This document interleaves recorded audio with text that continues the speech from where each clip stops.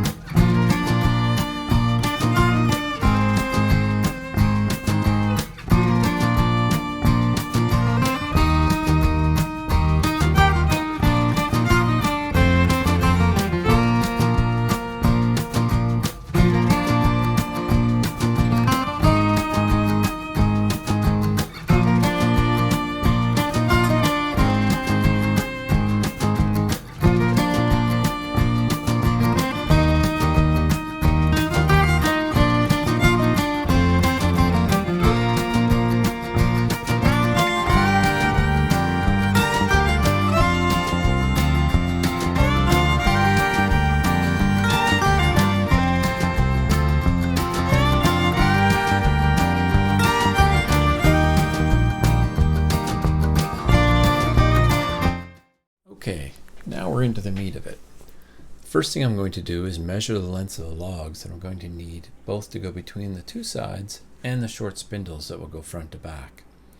Just based on how it looks, I decided to put them 5 inches up from the ground. I've decided to do 3 spindles going front to back. I think you'll see when I lay them out, this will probably look the best. You can see the bench moving as I kneel on it and push on it. That's what we're trying to fix here today. As you can see, I'm measuring the front and back as the measurements are different. The rake and splay of the legs is different on the front and back. By that I mean the angle that they lean back into the side. I'll get into that in a future video.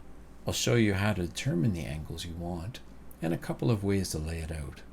The math can be difficult, but there are simpler ways to go about it that I'll show you. Working with round logs can make the layout a little tricky as well. You can see some of the logs I cut this weekend off to the side. I gather standing dead wood that is nice and dry. It's a bit finicky to find wood that is dry but not rotten. This is a clamp I built. It's based on a design by Michael Dillman. I'll link to his YouTube video where I got the idea from. He sells the kits and plans for it as well as finished product, I believe. His are much nicer. Mine's just built from scrap that was laying around my garage. Next I'm going to show you some peeling, cutting, and the cutting of the log spindles. Obviously, these are all really important parts of building log furniture. They're really the heart of it all. I'm skimming through them pretty quickly here just because I'm going to cover them in future videos in detail.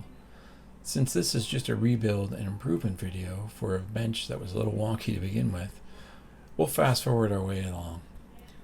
You can see I have the clamp attached to a large round wire spindle.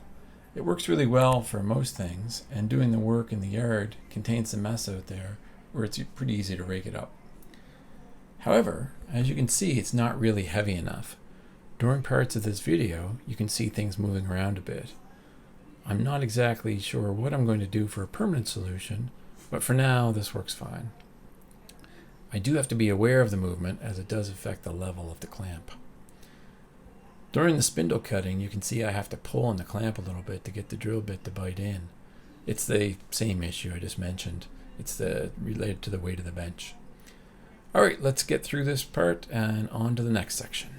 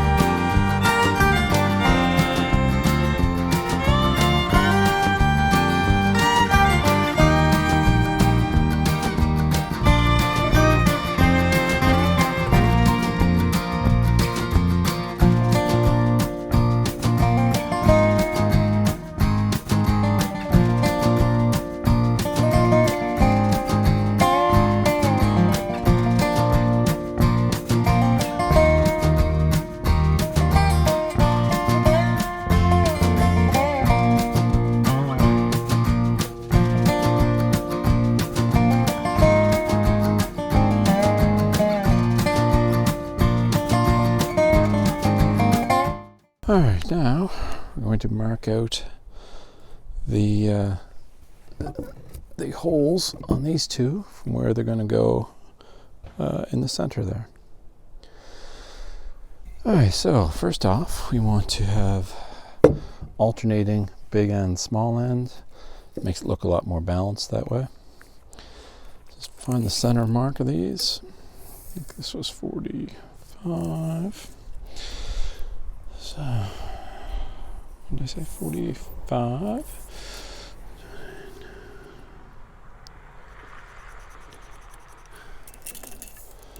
And 40, oops, 48, 24.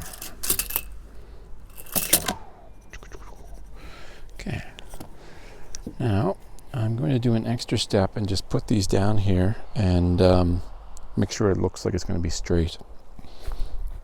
So this one will be the back one, something like that.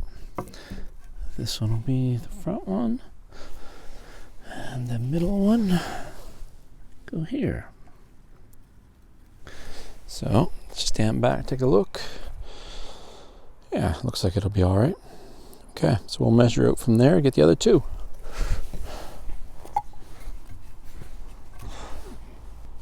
Oh yeah, where do I want to be?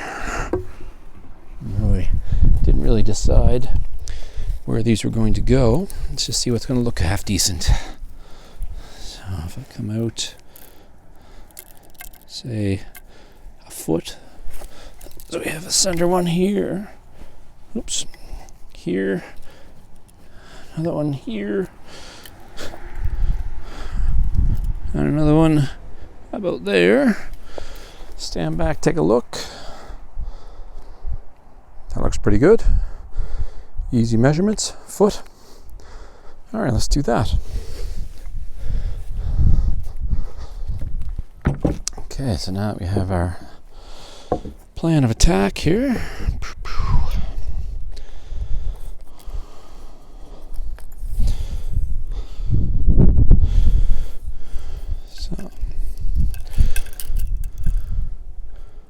Come out, foot,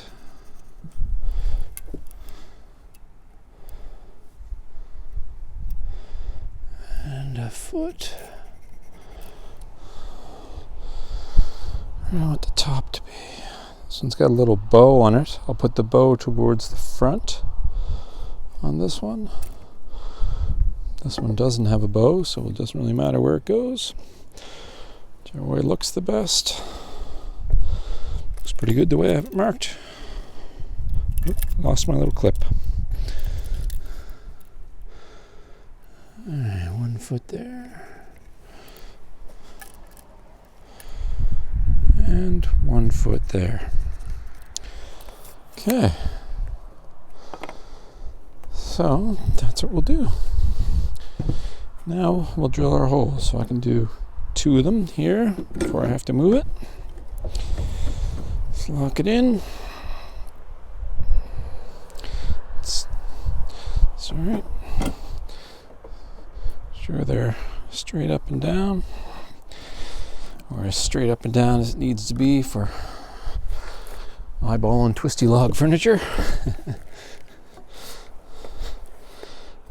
Not that you don't want to be accurate. You do. You're going for the center line of it. But there's a bit of, does that look good? Yes. Okay, go for it. Okay. So I'm going to want this to be, how deep do I want these to be? Should decide that. I have it marked, I think, about 1.5 inches. I do. I have them marked already at 1.5 inches, which will work fine. Out of the way, buddy.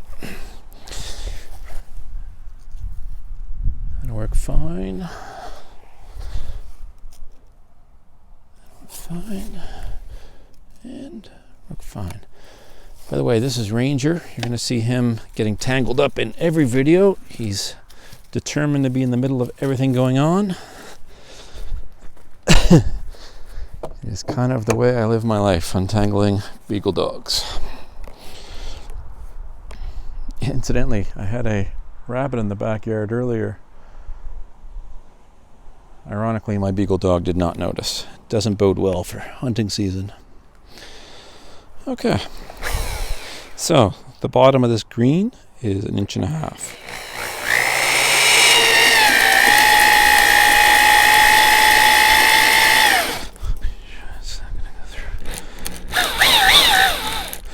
Now, am I going to have to take, I sometimes have to take this little self-feeder out on this thinner stock so it doesn't stick through.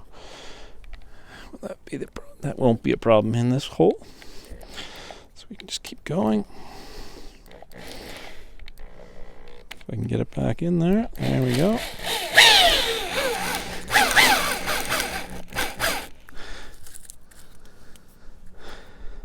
A bit more.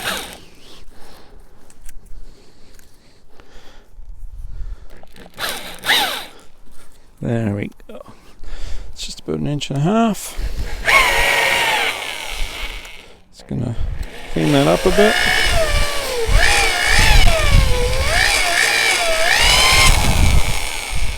Good.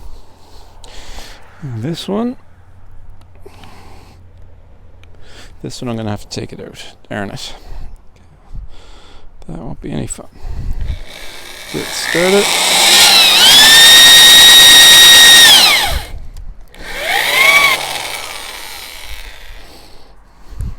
A bit left. I think I'm able to get this one in. One of those times where I may have wished I listened to myself.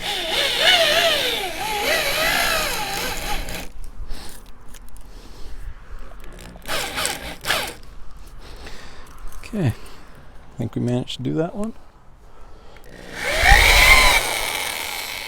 Good. One more on this one.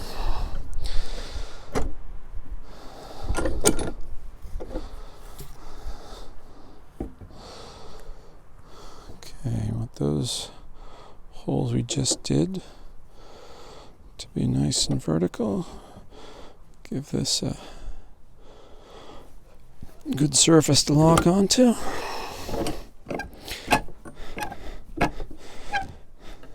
Great. Let's see what this looks like.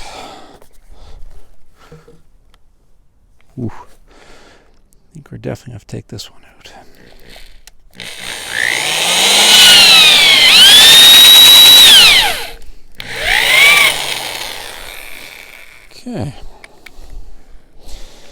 And then I'll go get the Allen key for that.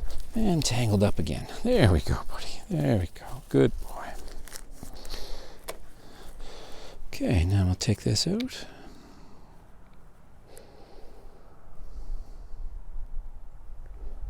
Do that.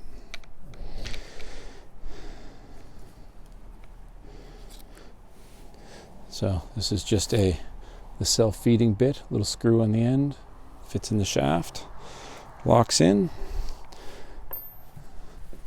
Now we can go down a little further. Cut out that blowout here in a second.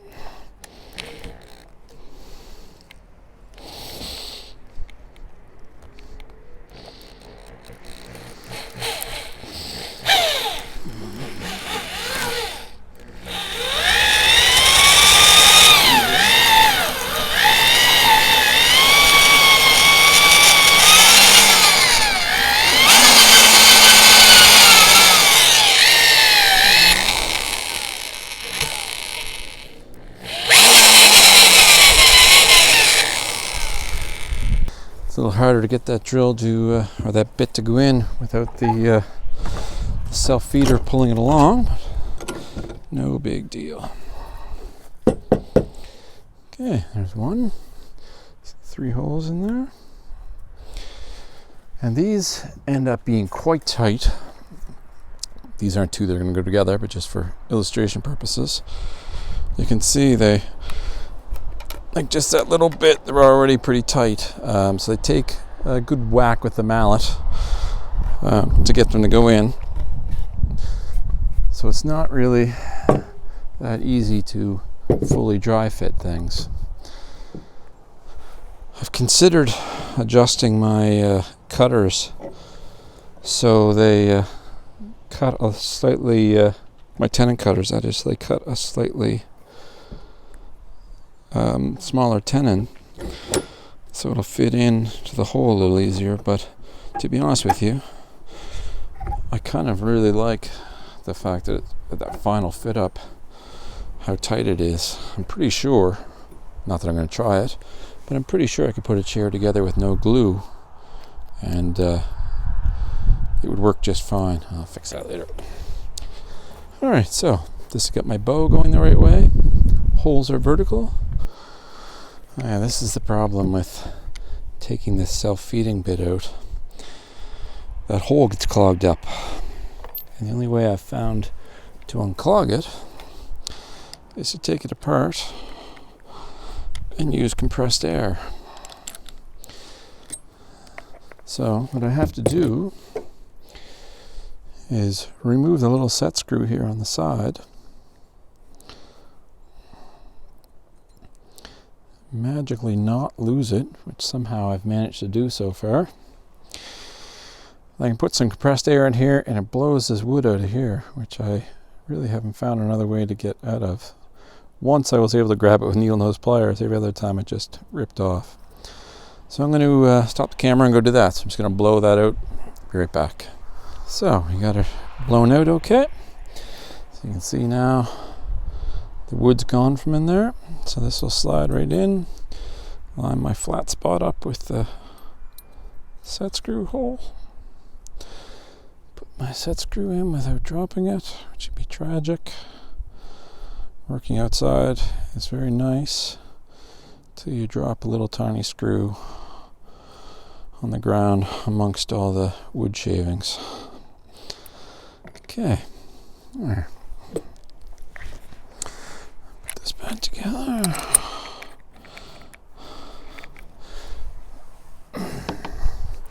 Yeah, good boy, Ranger. Good boy. I hear you over there. Jeez.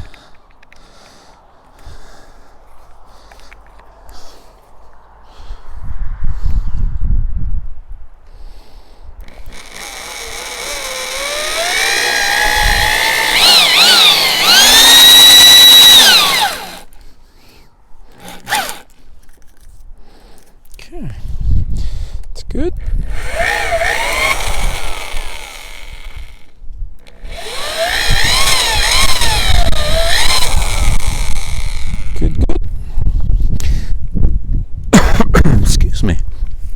this one will go as well. Center.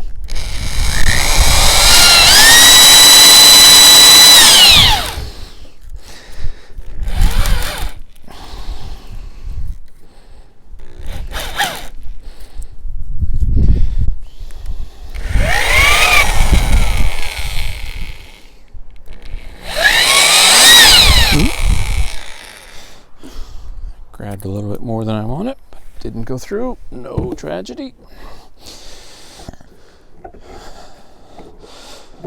Sometimes I use the drill press for these when I'm doing something that requires a little bit more accuracy.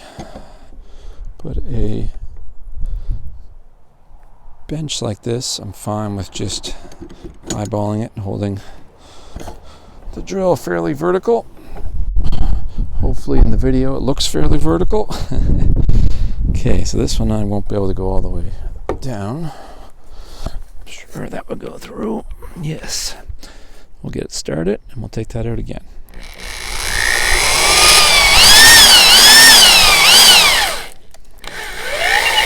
Finish this off.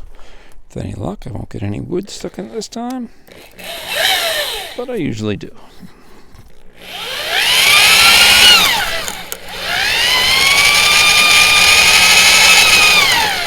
Sometimes just to get it going, I have to kind of wiggle the drill back and forth just to get it to bite in a bit. Otherwise it just spins.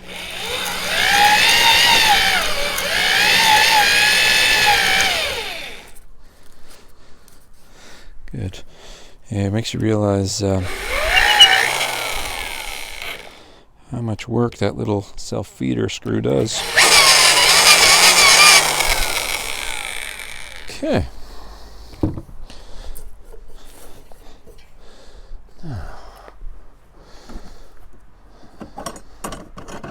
So that gives us these two. So now we just have to drill the holes on this thing. It's the best way to do that now. Let's move these out of the way.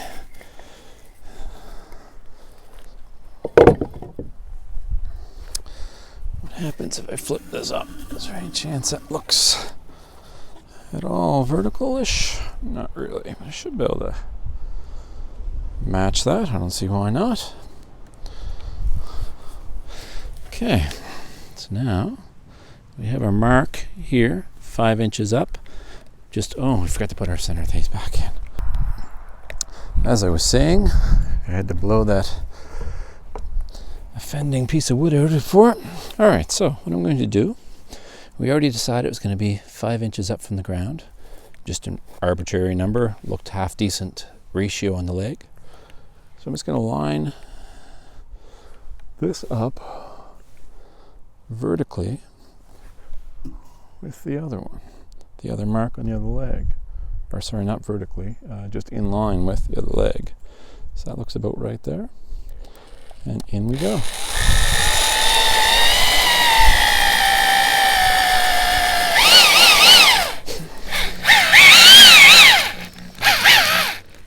Sorry for getting right in the way of the shot here. So let's see how deep I am. Touch more.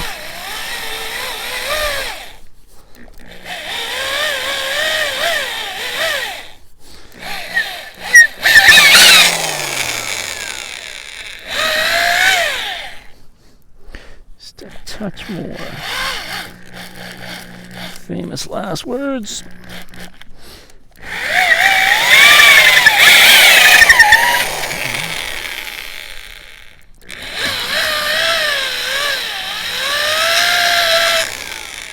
Okay, that one's good. Let's do over here. And put our point in the center. Line our drill up with the other line. And there we go.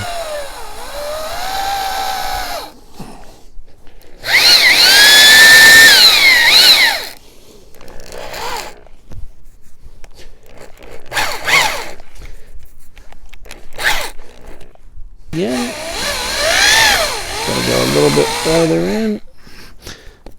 That looks pretty good. While I've got this out, I'm going to deepen this one just a hair. Just a little bit more. Okay, now let's flip this over and do the other side.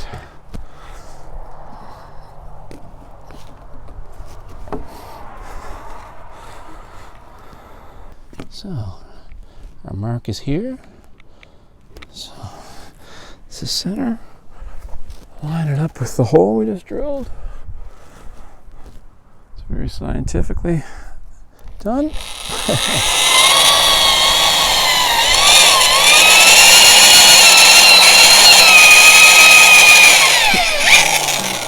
Oh! That's going to be fun getting out now. I did not set the set screw enough. Look at that. To the flat spot. Finish this hole.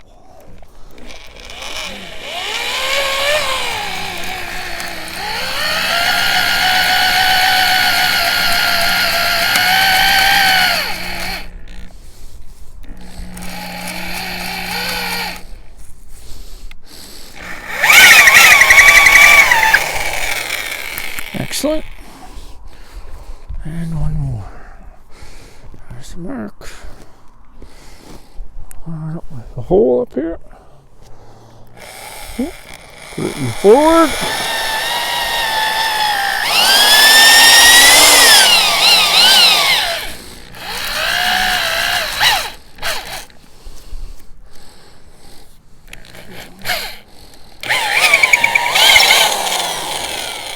Clean that up. It's a little messy in there. Good enough. Okay. We're coming on in the dark. So my next step, sorry, take this out of my mouth. My next steps are, excuse me, I've got to take the snowboard and the skis off of this. Check the fitment for this stuff.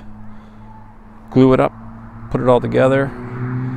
Bolt the snowboard and the skis back on, and let the glue dry. Then I'm going to take the snowboard and skis back off. They're just bolted on with lag bolts, and sand this all down and refinish it. This just needs to have the old finish taken off. These pieces, the inside finish I mentioned earlier in the video, and the other pieces will need a full sand and a coating.